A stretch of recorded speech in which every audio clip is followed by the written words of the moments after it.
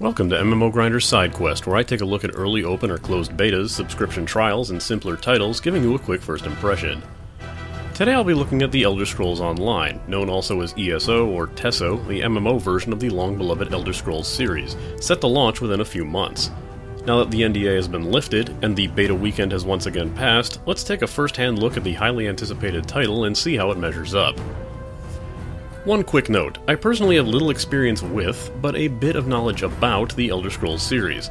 My experience ends with a few hours I played Morrowind on Xbox, and my knowledge extends only to a bit of the music, races, locations, traditions, and various archery-related patella injury memery. For more insight relativity between this game and the Elder Scrolls series, I've asked a couple fans of the series for their input from this beta weekend as well, and they'll be giving their insight during the conclusion.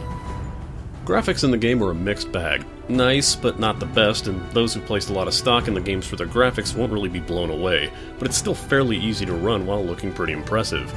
The ending scene of the tutorial is a particularly impressive effect, but as far as ranking this in the scale of Elder Scrolls games, it looks a lot better than Oblivion, but doesn't really hold up against Skyrim, taking the obvious and necessary MMO shortcuts, and having a bit of the graphical hiccups that are common among betas.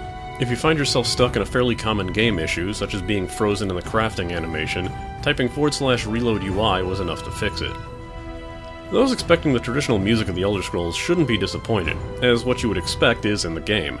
A more notable aspect of the game's sounds is the sheer amount of voice acting, with mostly every NPC getting voice clips, and plenty of great performances and notable actors, including an early appearance from John Cleese.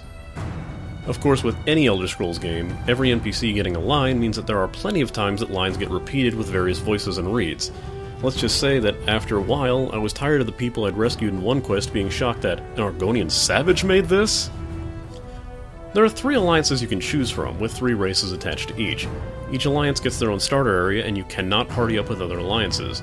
Character creation gives a bit of freedom, including an Age of Conan-like build triangle that allows you to create a combination of muscular, thin, or heavy builds, along with plenty of body and face sliders. Character names allow for spaces as well, giving you a lot of freedom to choosing your character name, while account name can be used for easy contact among all of your characters. Regardless of the character you create, you start off in a tutorial which, of course, starts with you inside of a prison. At this point it seems this part is unskippable, and as amazing as it might feel the first time you do it, I ended up getting really tired of running it with every new character I created. Combat takes a page from the Elder Scrolls, being available in the traditional first-person view, as well as scrolling out for a third-person look, all in a reticle combat style.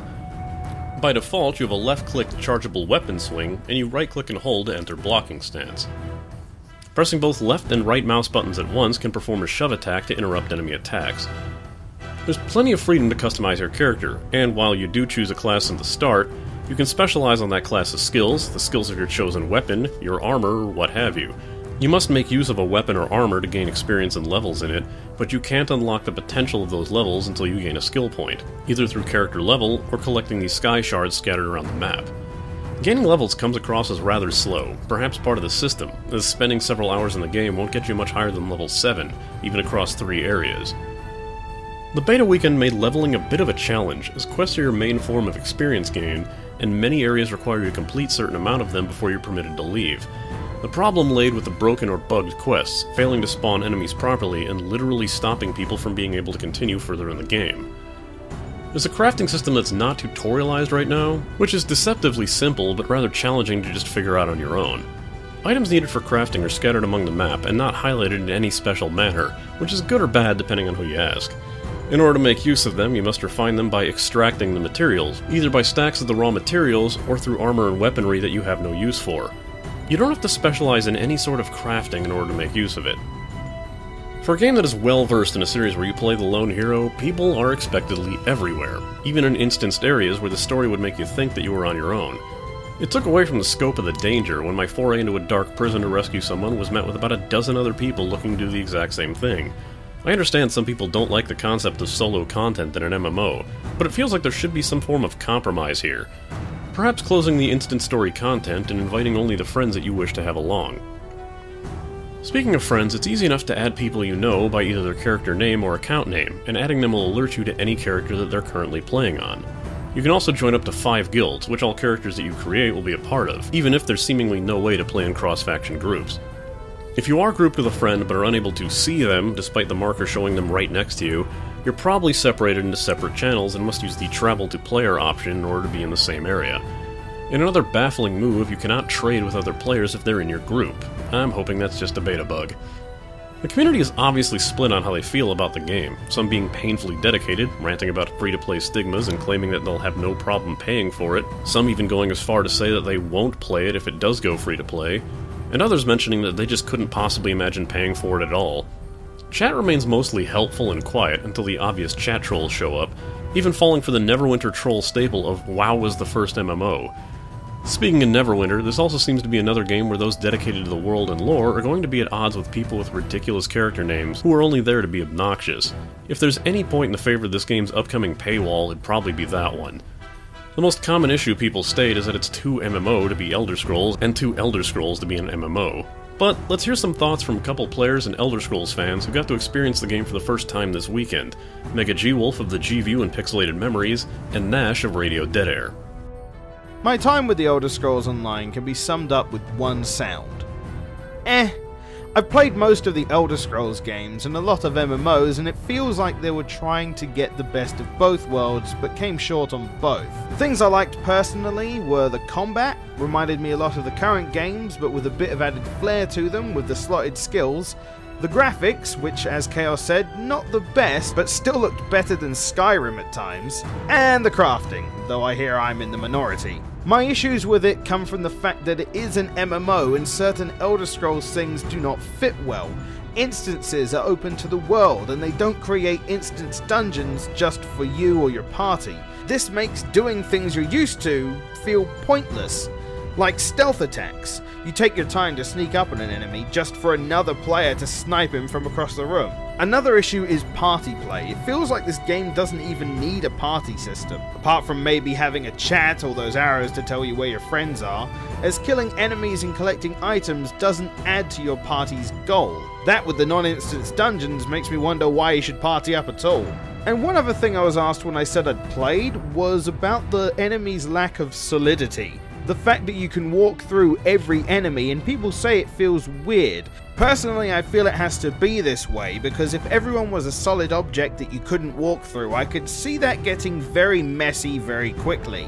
To sum up, I do not see this title staying pay monthly, and I see it going free to play or pay to play not too long after its release. Though I do think that it should perhaps go the Secret World way of doing things, where you pay once to get in and play with no extra cost after, and perhaps have a subscription option that offer benefits and expansions for people who choose to do that, and let free players pay for content when they want. Elder Scrolls Online is an okay game. It's just not a $15 a month game. I've been a long-time fan of the Elder Scrolls.